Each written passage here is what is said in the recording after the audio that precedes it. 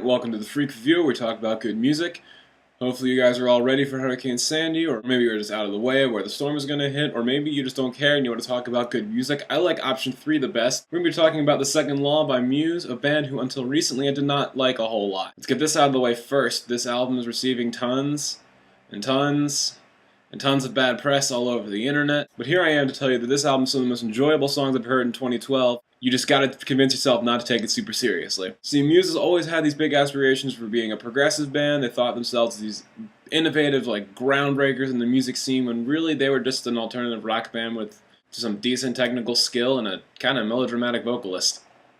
And on their last album, The Resistance, all that pretense came to a head. The result was a dozen or so songs I could barely get through without getting bored. But here we have The Second Law. Muse has thrown all caution and serious-facedness, that's a word, to the wind, and created their most consistently fun album to date. All of those aspirations of being serious and melodramatic and groundbreaking are gone. And it's great. Hey, you know what's fun? Dubstep. That's exactly what you're in for in The Second Law. Muse tries their hand in a bunch of different genres and comes up with a success in just about everything. For instance, there's the Bond theme wannabe.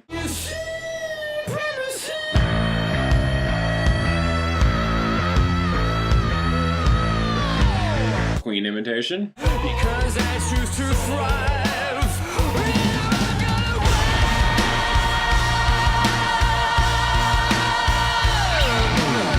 Some funk?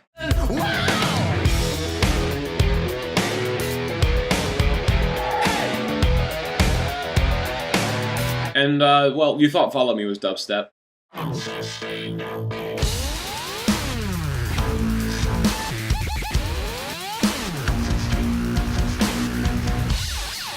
Yes, I did burst out laughing the first time I heard that drop. This album is not really a work of art by any means, as you could probably tell. Well, except for Save Me. Save Me is actually legitimately beautiful.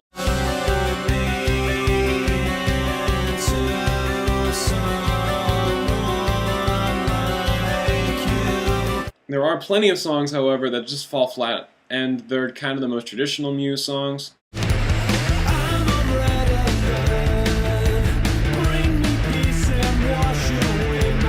This album has a tendency to lose its novelty after a while.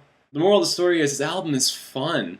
It's stupid fun, it's immature fun, it's unartistic fun, but it's fun nonetheless. It's good for some genuinely entertaining moments where you have to applaud Muse for having the balls to pull this off without falling flat in their face. Of course, you could argue that Muse does fall flat in their face, but if you do, you're probably missing the point. This isn't supposed to be Muse's serious-faced album, remember? The very fact that Muse has even attempted to make this album that it's absolutely begging to be made fun of, from its cheesy dubstep to its sloppy pseudoscientific preachiness, is something that merits your attention and probably your praise.